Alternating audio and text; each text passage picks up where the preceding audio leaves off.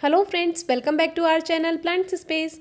आज हम आपको बताएंगे कि बिगोनिया के पौधे को गर्मियों में कैसे बचाएं। बिगोनिया एक विंटर फ्लावरिंग प्लांट है, लेकिन आप इस पौधे को गर्मियों में भी रख सकते हैं। जैसे कि अभी ये मई में भी बहुत अच्छी फ्लावरिंग दे रहा है और बहुत अच्छे से ग्रोथ कर रहा है। तो अब जो सबसे बड़ा काम है, इसको गर्मियों से बचाना है। गार्डनिंग का मतलब है आप पौधों से प्यार करें, उनकी देखभाल करें।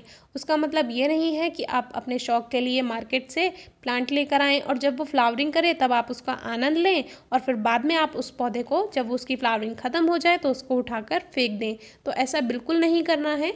एक कोशिश करनी है उनको बचाने की, क्योंकि सीजनल प्लांट्स को भी आप बचा सकते हैं अगर थोड़ी सी उसकी देखभाल की जाए।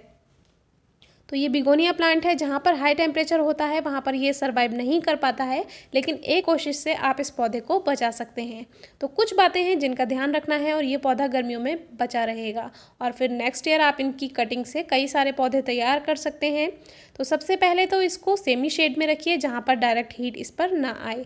तो जहाँ पर डायरेक्ट सनलाइट आती हो वहाँ से इस पौधे को हटाइए। जैसे कि अभी ये छत वाले गार्डन पर रखा हुआ था, तो अब हम इसको नीचे ले आए हैं जहाँ पर हमारे काफ़ी सारे पेड़ लगे हुए हैं और उन पेड़ों से छन छन कर छाया धूप आती है, तो यहाँ पर सेमी शेड बना रहता है। तो बहुत हल्की धूप भी मिल जाती है, डायरेक्ट सनलाइट इन पर नहीं पड़ती है और पौधे अच्छे से चल जाते हैं, ग्रोथ कर लेते हैं।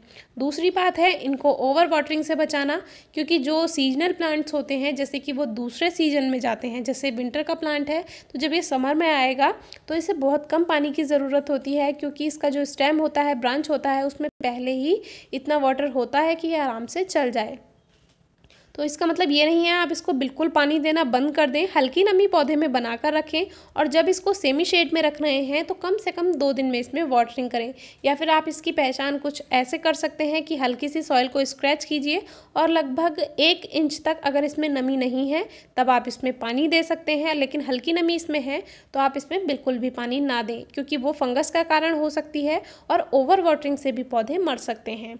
तो इस बात का ध्यान रखिए। इसमें सीड्स भी बनते हैं। वैसे तो ये पौधा कटिंग से इजीली ग्रो हो जाता है, लेकिन इसमें सीड्स भी बनते हैं। तो सीड्स कलेक्ट करना सब बताएंगे, लेकिन इसको ग्रो करना बहुत कम लोग बताते हैं। तो हम सही बात बताएं तो हमने आज तक इसके सीड्स नहीं कलेक्ट किए हैं और ना ही कभी ग्रो किए हैं, क्योंकि ये पौधा कटिंग से आसानी से चल जाता है। तो मेहनत करना हर कोई पसंद नहीं करता है। फिर भी इस साल हम इसके सीड्स ग्रो करना ज़रूर बताएंगे आपको। अगर हमें अच्छा रिजल्ट मिलता है तो भी बताएंगे, नहीं मिलता है तो भी बताएंगे, क्योंकि इसके जो सीड्स होते हैं ये सीड पॉड हैं। तो ये फूल जो इसके सूख जाते हैं वही सीड पॉड बनकर तैयार होते हैं और उसी में बहुत बारीक इसके सीड्स होते हैं। इसके सीड्स लोग इसलिए ग्रो करना पसंद नहीं करते हैं क्योंकि बहुत बारीक होते हैं, बिल्कुल पाउडर के जैसे होते हैं, तो वो जर्मिनेट होने में थोड़ी प्रॉब्लम करते हैं। इसीलिए इनके सीड्स बहुत कम लोग ग्रो करते हैं, क्योंकि ये कटिंग से पौधा आसानी से चल जाता है। तो इस बार हम ज़रूर ट्राई करेंगे। ये कुछ सूखे हुए फूल हैं जिसमें सब में सीड नहीं होते हैं, तो सीड पॉड जो होता है वो कोई कोई फूल ही बन पाता है। तो फिर भी हम इन सबको रख लेते हैं और सीज़न आने पर ज़रूर ग्रो करेंगे। तो सबसे पहले आप इसको सेमी शेड में रखिए, जहाँ पर डायरेक्ट सनलाइट ना आती हो। जैसे कि ये पेड़ हैं, इनसे छन छन कर धूप आएगी। तो जितने भी गर्मियों सर्दियों के पौधे हैं जिनको हमें बचाना है वो हम यहीं रख लेंगे। यहाँ पर इनको बहुत हल्की धूप भी मिलेगी और डायरेक्ट सनलाइट से भी पौधे बचे रहेंगे और ओवर वाटरिंग हम इसमें बिल्कुल नहीं करेंगे। ये 8 to 10 इंचज़ के पॉट में लगे हुए पौधे हैं, जिसमें ये काफ़ी अच्छे से ग्रोथ कर लेंगे और फिर हम इसको सीज़न आने पर कटिंग से भी इससे नए पौधे तैयार करेंगे। तो 2-3 बातें हैं। एक तो डायरेक्ट सनलाइट में नहीं रखना है, या तो अगर आपको धूप में रखना ही है तो सुबह की जो बहुत हल्की धूप आती है, क्योंकि उसमें गर्माहट नहीं होती है, तो सुबह की 1 घंटे की धूप आप इसको दे सकते हैं। ऐसी जगह भी रख सकते हैं। तो अभी इसके फूल आने कुछ दिन में बंद हो जाएंगे और फिर क्या है, इसमें से आप एक्स्ट्रा जो बेकार ब्रांचेज हैं उनको हटा सकते हैं, तो उससे भी प्लांट ठीक रहता है। क्योंकि जब इसमें कोई टहनी सूखने लगती है तो वो पूरे पौधे को ही ख़त्म कर देती है और धीरे धीरे पूरा पौधा ही सूखता हुआ चला जाता है। तो अगर कोई बीमार ब्रांच आपको इसमें दिख रही है तो उसको तुरंत हटा दीजिए। तो देखिए इस तरह से ये इसके सीड्स हैं। जब इस सीड पॉट को खोलेंगे तो इस तरह से ये एक पाउडर फॉर्म में होता है और इसको ध्यान से देखने पर, जो कि आप फ्लैश लाइट में ठीक से देख पाएंगे, बहुत ही बारीक सीड हैं। तो इस तरह से इनको ग्रो करना, इनको संभाल कर रखना ही इतना मुश्किल होता है, क्योंकि ये हाथ से बिल्कुल चिपक जाते हैं। तो देखते हैं हम इनको ग्रो करके नेक्स्ट ईयर ज़रूर ग्रो करेंगे और आपके साथ भी शेयर करेंगे। तो सेमी शेड में रखिए आप इनको। ओवर वाटरिंग बिल्कुल नहीं करनी है। 1 इंच की मिट्टी पहले हटाकर देख लीजिए, अगर नमी है तो ठीक है, और नमी नहीं है तो इसमें वाटरिंग कीजिए, क्योंकि ये पौधा पूरा इतना पत्तियाँ इसकी घनी रहती हैं कि पता नहीं चल पाता है कितना पानी हो गया है।